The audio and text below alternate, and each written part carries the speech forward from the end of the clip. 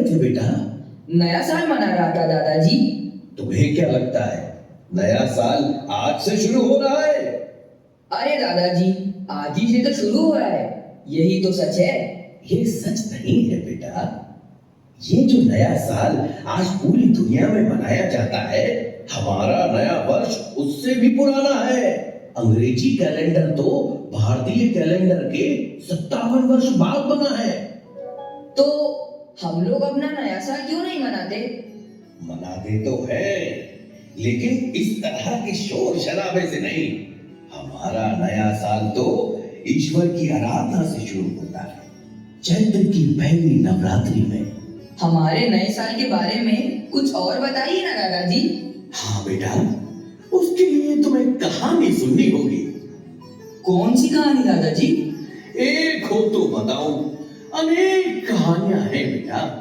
सिंहासन 32, बेताल 25। मुझे बताइए ना दादाजी उनके बारे में। बेटा अब रात हो रही है और सुबह तुम्हें स्कूल भी जाना है। चलो चलो चलो चलो, कल जरूर सुनाऊंगा तुम्हें विक्रम और बेताल की कहानियां, पक्का, प्रॉमिस। ओके दादाजी, गुड नाइट। गुड नाइट बेटा।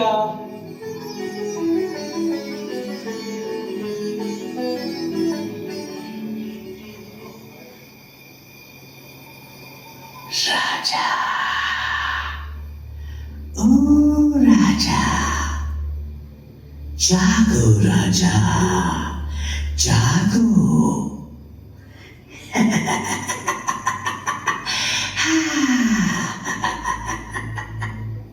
कौन कौन हो तुम?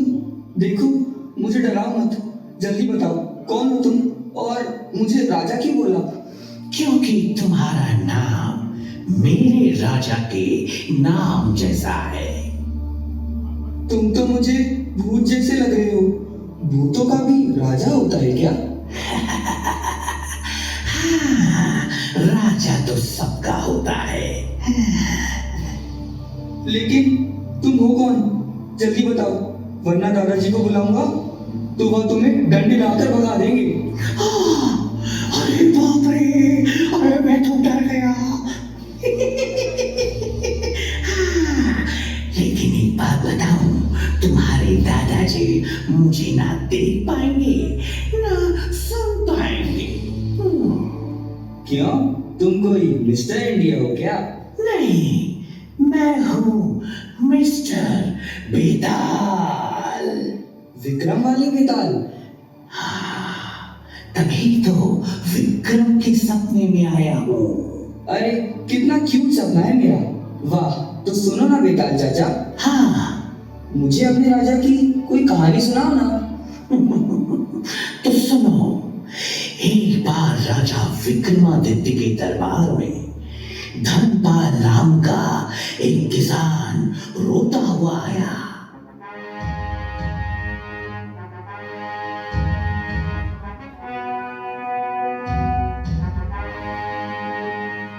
महाराज, दुहाई हो महाराज, दुहाई हो, दुहाई हो महाराज, दुहाई हो महाराज, दुहाई हो। रो मत और निडर होकर कहो कि क्या हुआ है तुम्हारे साथ। महाराज, मैं आपके राज्य का एक गरीब किसान हूँ। मेरी लड़की सुरभि जंगल में लकड़ी काटने गई थी, तब से लौटी नहीं। मैंने उसे बहुत खोजा लेकिन वो कहीं नहीं मिली। अवश्य ही वो किसी संकट में है महाराज, मेरी सहायता करें, मेरी सहायता करें महाराज। कहीं वो जंगली जानवरों के रास्ते में तो न आ गई होगी? नहीं महाराज, जंगली जानवरों से बचने के तरीके मैंने उसे सिखा रखे हैं। और ना हो किसी ने उसका अपहरण किया है। मेरे राज्य में कौन ऐसा दुस्साहस कर सकता है? तुम निश्चित होकर घर जाओ, तुम्हारी बेटी जल्द ही तुम्हें सकुशल प्राप्त होगी। ये विक्रमादित्य का वचन है। मैं इस मामले की छानबीन स्वयं करूंगा। मेरे राज्य में हर एक नागरिक सुरक्षित है। जिसने भी ये दुस्साहस किया है उसे छोड़ा नहीं जाएगा। जाओ, घर जाओ। जो आज्ञा महाराज। गुप्तचर, जल्द से जल्द इस मामले का पता लगाओ। जो आज्ञा महाराज। फिर क्या? गुप्तचर सारी जानकारी इकट्ठा कर अगले ही दिन विक्रमादित्य के पास जा पहुंचे। हाँ।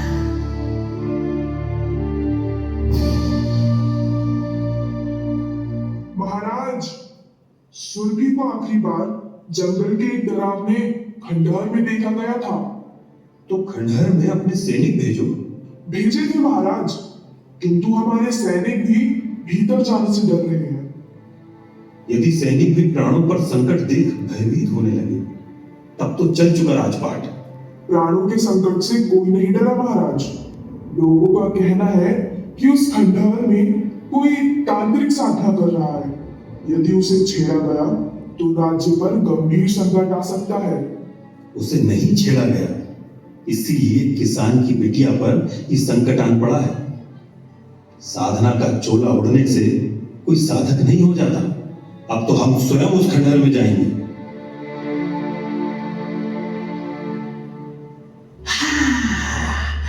और उसी रात राजा विक्रमादित्य जंगल के उस खंडहर में जा पहुंचे। अंदर से एक मशाल की रोशनी बाहर आ रही थी। राजा और आगे बढ़े। थोड़ी ही दूर में सुरभि बेहोशी की हालत में पड़ी थी। राजा उसके पास पहुंचे, उसे होश में लाया। वो उन्हें देखकर डर गई। जब राजा ने अपना परिचय दिया तब जाकर सुरभि की जान में जान आई। आगे क्या हुआ? तो अगले दिन राजा विक्रमादित्य की सभा लगी।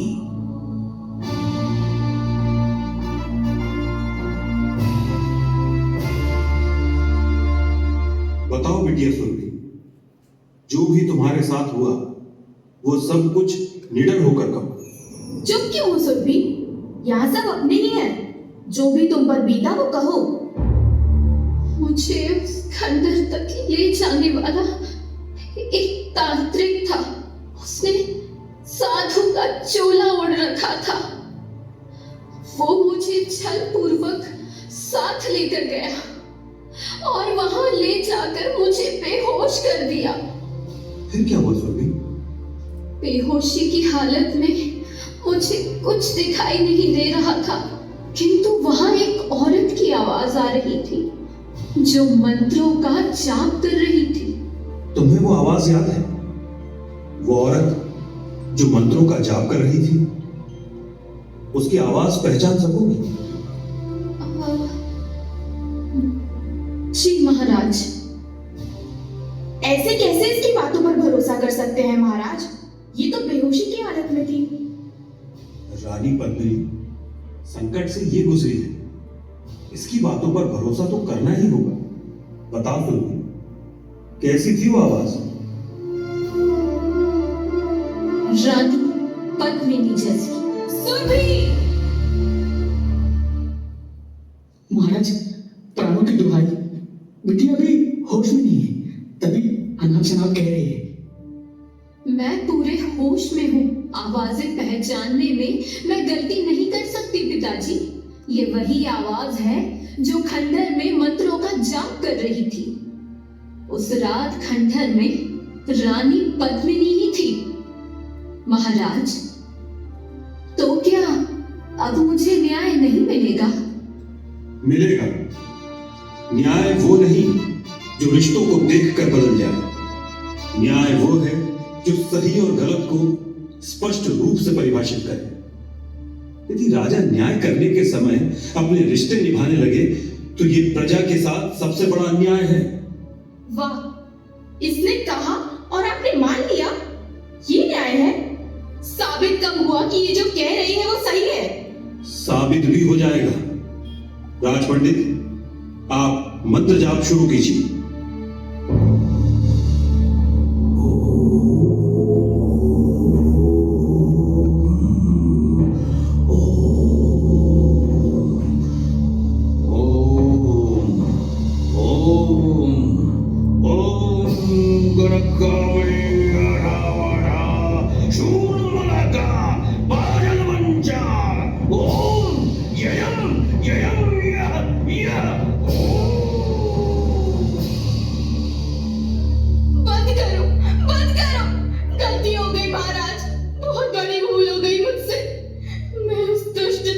की बातों में आ गई थी। उसने मुझे यौवन और सौंदर्य बढ़ाने का लालच दिया और धोखे से काले जादू से अपने वश में कर लिया। मैं चिड़ी हुआ रहने के लालच में आ गई थी महाराज, और इस बच्ची की बलि देने जा रही थी। आपने समय पर आकर न सिर्फ इस बच्ची को बचाया, बल्कि मुझे भी इस महापाप से बचा लिया। मुझे क्षमा कर दे राजन, भूल हो गई, बहुत बड़ी भूल। रानी होने के नाते प्रजा के प्रति तुम्हारा दायित्व मेरे बराबर ही था। तुम्हारी जगह कोई सामान्य स्त्री होती, शायद मैं उसे एक अवसर देता, किंतु राज्य की रानी के लिए यह अक्षम्य है। तुम्हारी जगह मैं स्वयं भी होता तो खुद को दंडित करता। रानी पद्मिनी, मैं तुम्हारा त्याग करता हूँ। तुम्हें दंड स्वरूप वनवास दिया जाता है। क्षमा महाराज, क्षमा। इस भूल की ऐसी बड़ी सजा मत दीजिए। मुझे अपने चरणों से दूर मत कीजिए महाराज। सैनिकों, रानी को यहाँ से दूर ले जाकर वन में छोड़ दो और उस दुष्ट तांत्रिक को पकड़कर आजीवन कारावास में डाल दो।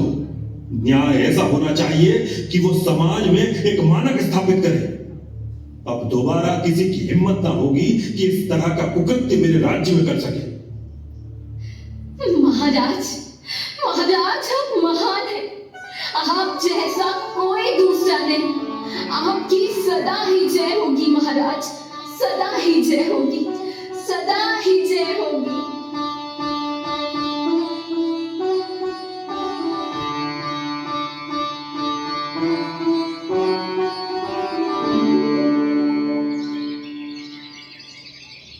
विक्रम, बेटा विक्रम,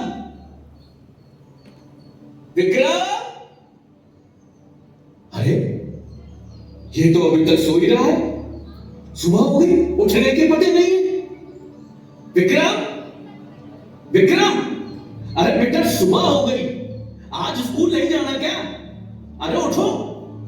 अरे आजकल के बच्चे देखो, कान पर जूं तक नहीं ले रही, घोड़ा बेच के सोए। अभी उठाता हूं बेटा, ऐसे ऐसे उठोगे। ऐसे ऐसे उठोगे। बेकार मत करो ना।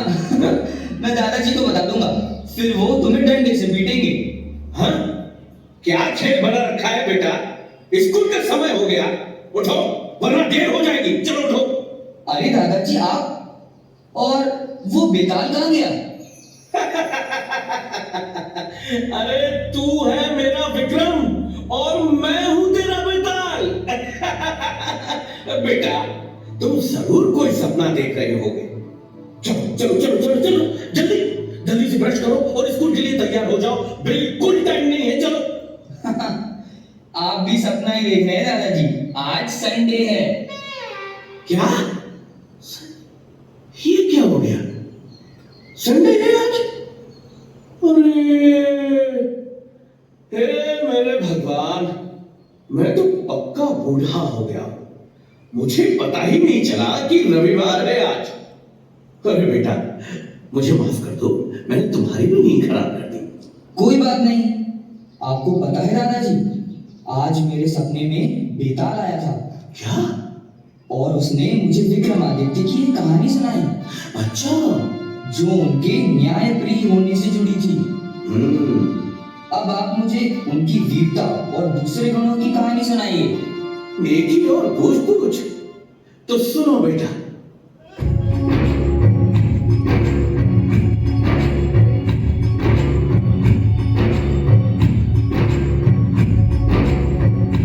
भारत भूमि में मालवा देश के राजा थे, गंधर्व से शिव की कृपा से बालक उनके जन्मा विक्रम से। राजा रानी प्रजा सुखी थे उस युवराज को पाकर। पता नहीं था शकुन का राजा बैठा घात लगाकर। खुशी के इस शुभ अवसर पर उसने था पानी फेरा। छुप छुप कर हर तरफ से उसने उज्जैनी को घेरा।